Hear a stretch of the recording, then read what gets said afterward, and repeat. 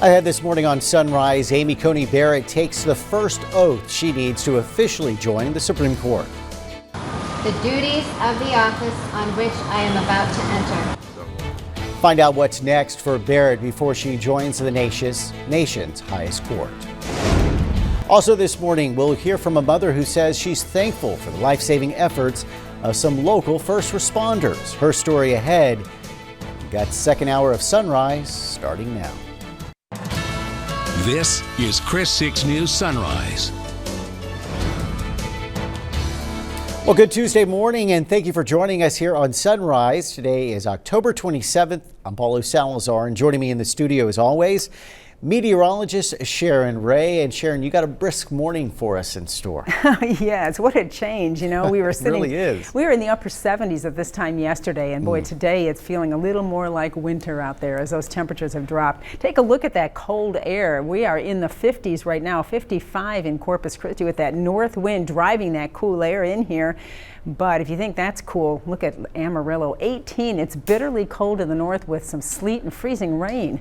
For us, it's dry outside right now, but it is awfully cool with low clouds over the area, an overcast sky. 55 at Rockport right now, Kingsville 56 to 55 in Corpus Christi. Going through the day, we're not warming up very much. We only reached the low 60s today. Wouldn't hurt to have maybe long sleeves today with you, maybe perhaps a sweatshirt. North breeze is going to make it feel cool, and we have an isolated shower chance today. The rain chance is actually better tonight. You can see from this rain chance graph here, here's up until noon today, and then as we get into this evening, you'll notice the rain chances go up. So between 9 o'clock tonight and about 9 o'clock tomorrow morning, we may see some showers, very light rain coming down in spots. I'll have more on your forecast coming up. A new justice will take her seat on the bench of the U.S. Supreme Court this morning. Justice Amy Coney Barrett was confirmed by the Senate and sworn in unofficially at a White House ceremony last night. NBC's Tracy Potts has more on what this could mean for the upcoming election and health care.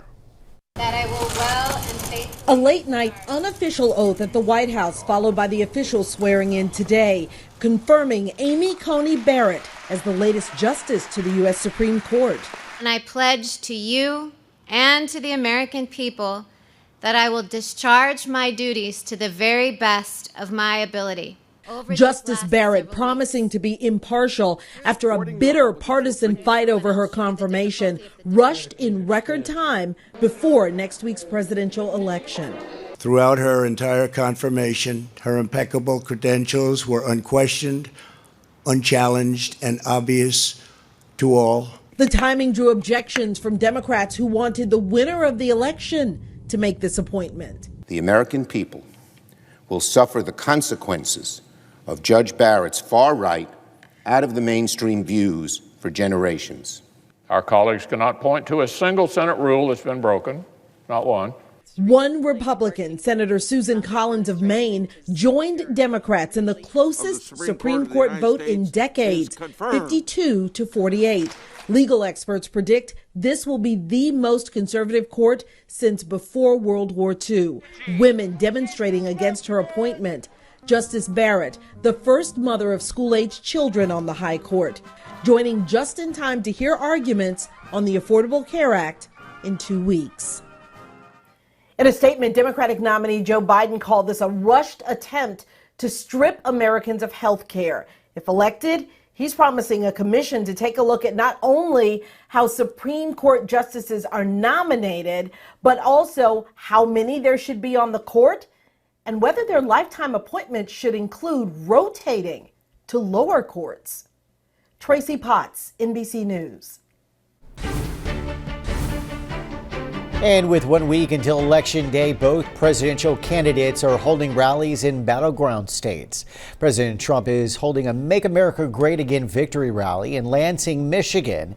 The president has also events scheduled in West Salem, Wisconsin, and Omaha, Nebraska. Meanwhile, Democratic nominee Joe Biden will travel to Georgia today. He'll speak in Warm Springs, Georgia, followed by a drive-in event in Atlanta. Texas leads the nation in early voter turnout with nearly 7 million votes cast so far. A big contributor was the younger generations. Since 2013, a nonprofit known as Move Texas has been working to get younger voters to become politically engaged. These are individuals 18 to 30 years of age. While all eyes are on the presidential race, Charlie Bonner with Move Texas says there are several other reasons for such a massive turnout compared to years past. They're showing up in the streets for racial justice. They're showing up to fight climate change, to end campus sexual assault, to fight for immigrant rights. We know where we stand on these issues. And now we're at the point where we can take action on those issues locally. And Bonner says about 800,000 young voters have already cast their ballot. At the same time, in 2016, that number was around 200,000 for the same age group. And if you're still planning to vote early, you have plenty of time this week. Extended polling hours started this week. All polling locations will be open from 7 a.m. until 7 p.m. until early voting ends this Friday. And of course, Election Day is next Tuesday, November 3rd. And be sure to join us on November 3rd for a full day of election coverage. We'll be keeping tabs on all the local, state, and national races. You can also get the latest returns by visiting our website or by using the KRIS6 News mobile app. And now to your latest COVID-19 numbers in Nueces County. The health department announced 2 more deaths yesterday. The 2 victims were both men, one in his 30s.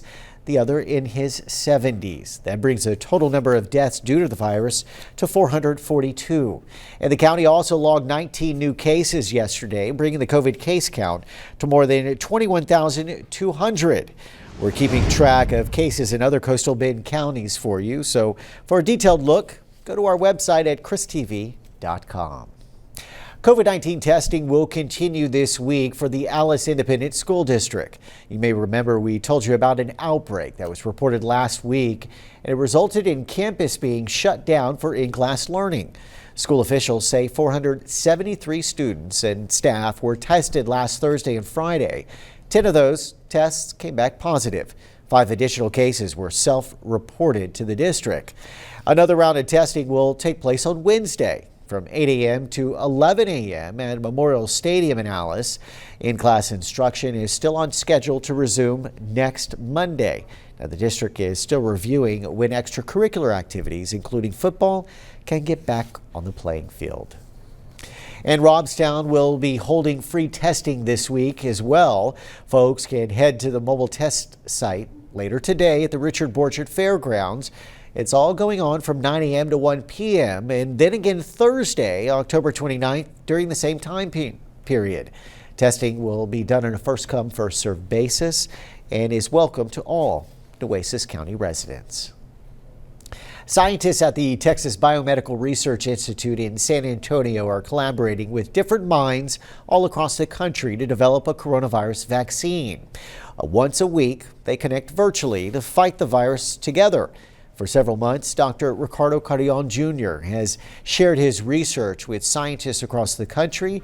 He and a few of his colleagues serve on 7 national committees dedicated to fighting the coronavirus. The main goal of the committees, all of them, is to try and identify a vaccine or advance a vaccine or therapy. There are several hours a week that are done at least sitting on a Zoom, and the rest of the time is trying to understand what's going on in the field to be able to contribute to these committees. Carrion says that they'll continue to serve on these committees until a vaccine or therapy is approved. Well, just last week, we told you about the Driscoll transportation team that helps get children the care they need urgently. Well, we're now hearing firsthand from a mother in Victoria whose child used these services. Sunrise reporter Cordero McMurray has the details on how she says this team saved her son's life. The Driscoll transport team were dispatched September 17th to Detar Hospital in Victoria to transport 16-day-old Skylar Sines Jr. to Driscoll Hospital. By the time we had got to the hospital, he had actually died twice. We were on ECMO for 5 days. He ended up having a stroke. Doctors say Skylar's condition meant he needed to be airlifted, but due to the weather, the transport team couldn't fly. We found out that he has a heart arrhythmia due to a missing piece of his heart, which is allowing electricity to get further down and spin around in a circle, which is causing a severe form of tachycardia. Burleson says during the hour and 45-minute drive to Driscoll Hospital, the driver talked to her, helping her stay relaxed. So by the time I had reached Driscoll, I was almost completely calm, and he was really, really nice. He really calmed me down.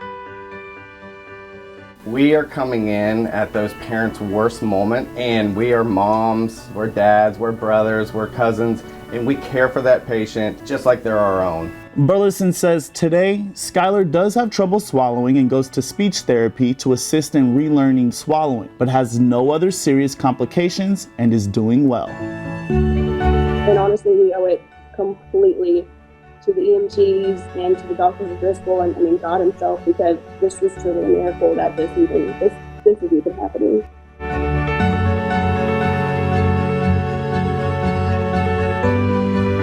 Driscoll Transport Team is a nonprofit organization. If you would like more information, go to our website at KRISTV.com. Reporting from Corpus Christi, Cordero McMurray, KRIS6 Sunrise.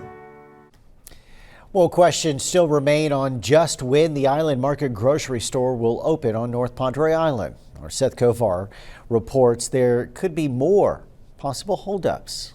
It's something folks out on the island have been calling for forever, a fully functioning grocery store. Now, obviously, it's beginning to take shape, but just when it will open is still in some doubt. Island Market and 4 smaller businesses in the so-called Bayou Center are 5 years in the making. Ground was broken on them 2 years ago, and the goal was to have them open this past summer. The grocery store's general manager, Mike Eigelhart, says hurricanes and now the COVID-19 pandemic are big reasons that hasn't happened yet. They're now shooting for a grand opening by the middle of next month, but the city says that all depends on a number of inspections. Each of the complex's 5 businesses still needs a number of permits on systems like plumbing and electrical wiring. The city says how long that process takes typically depends on the responsiveness of contractors if repairs need to be made to meet city codes. We want to help a grocery store like IGA that's long been desired on the island open up as soon as possible, but we also want to be mindful of the general community and the visitors' safety. While the COVID-19 pandemic and hurricanes have affected construction here, they want to keep those natural disasters from affecting operations once the building opens. And when they're doing that, take a look. No windows out here in front. Reporting on the island, Seth Kovar, KRIS6 Sunrise. Well, we got much more sunrise to get to, but first let's get a look at the roadways and see how traffic is shaping up with Sharon. All right, we have a breezy and cool start to the morning. The roads are dry now, but a brief light shower can't be ruled out through the morning. Nothing that's going to cause any problems on the roads. And that sun doesn't come up until 7:38. Next week, it'll be an hour earlier. We're setting our clocks back this coming weekend, an hour.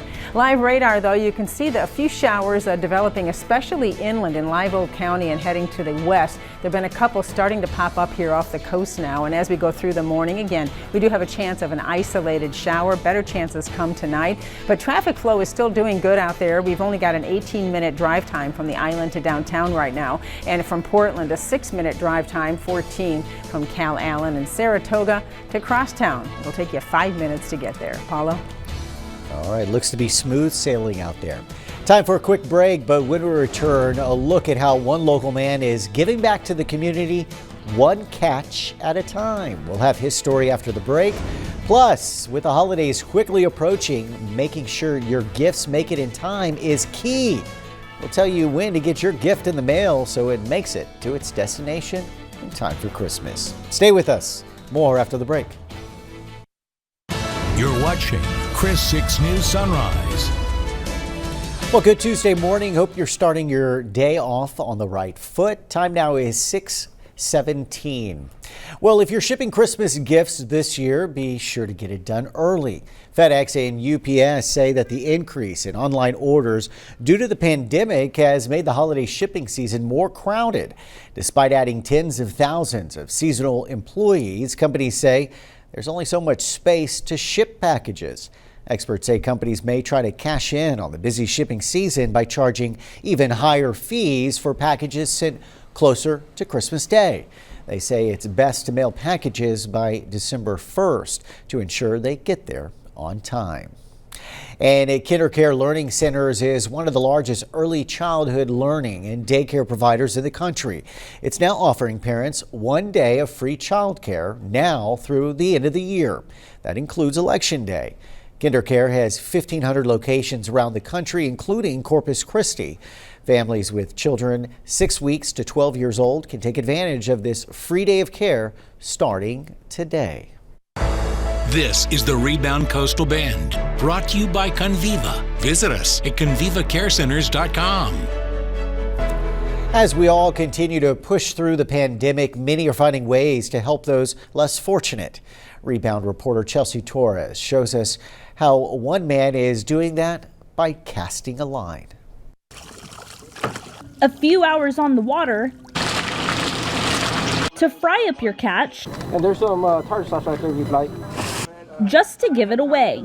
And I'm just an average Lou, doing what I feel like I'm called to do. Luis Hernandez, or Sweet Lou, enjoys giving back to the needy. The way I think about it is I'm blessed at the moment, and at any moment that can all be taken away from me. I try to give back as much as I can, and because you never know. After a long work week, Sweet Lou spends his weekends out here. If I'm not working the weekend, I'm out fishing. It's his passion for fishing that keeps him coming back to the water. The reward from casting line after line is a school of fish, some caught and some donated from other anglers. 9, 16, about 17 fish. This week, Hernandez made plates with fish, shrimp, calamari, and French fries. Every time I do it, I can hand out more plates than I did the time before, And so I started with 5, then I went to 10, 13. So hopefully today I can do 15, 16 plates. Sweet Lou passed out 20 plates this week. Fishing for the needy. It's the motto Lou lives by. I plan on doing this till my ticker stops ticking. Sprite or water? Sprite. Sweet Lou says that he'll take donations of ingredients or fish so that he can continue cooking fish for the needy. If you'd like to find out more information about his Fish for the Needy cause, you can find it on our website, KRISTV.com. For the Rebound Coastal Bend, I'm Chelsea Torres. And don't forget, if you have a story idea or a question about the coronavirus or the rebound, just email us at rebound@KRISTV.com. Time now for a full check of the forecast with meteorologist Sharon Ray. And Sharon, if anyone's going fishing today, they need to bundle up. Yeah, it's a little cool out there today, not to mention there's a couple of showers starting to develop off the coastline. As that cold front has already come through, that's going to keep us in these mild days and chilly nights, and that north wind today is making it feel pretty cool. At the same time, while that colder air is moving in here, Tropical storm Zeta is forecast to become a hurricane once again and move into the Gulf and then head to Louisiana tomorrow. So we've got another hurricane in the Gulf. We've got Arctic air to the north, colder air moving in here, and just a little bit of rain expected with that the next couple of days. Then we're drying out. By the way, don't forget we set our clocks back an hour this coming weekend. Before going to bed Saturday night, we return to standard time.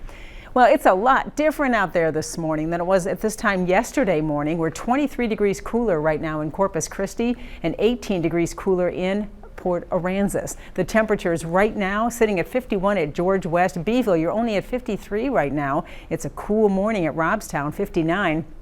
And 60 at Rockport. That wind's going to be steady all day today from the north, and that north wind will give us slightly choppy to occasionally choppy bays. Now, because of the hurricane, what is going to be a hurricane in the Gulf, we are going to see the swells coming up, and the rip current risk tomorrow is going to be high. So tonight and tomorrow we could see some coastal flooding as the long period higher swells start to come in from Zeta. You can see that forecast for today, though, reflects still some seas at 3 to 6 feet and 10 to 15 knot winds. All right, we have a couple of showers starting to develop, but there's certainly not much rain out there. Most of it's been well inland. You can see across Duval County and up through Live Oak County and McMullen counties, starting to see some very light showers, and that's going to persist today, but not a lot of rain with any of this. As I put Future Tracker into motion, we're staying in those lower 60s through the afternoon. Notice the overcast skies today, and then tonight, watch as the rain increases a bit. bit. I think our better shot at getting some light showers is going to be tonight and tomorrow morning. It's going to start off chilly tomorrow morning in those lower 50s and then only climbing into the 60s through the day tomorrow. Notice though the cloud cover decreases, drier air moves in, and temperatures will come up a little more for Wednesday. But we're staying below average on temperatures through the week.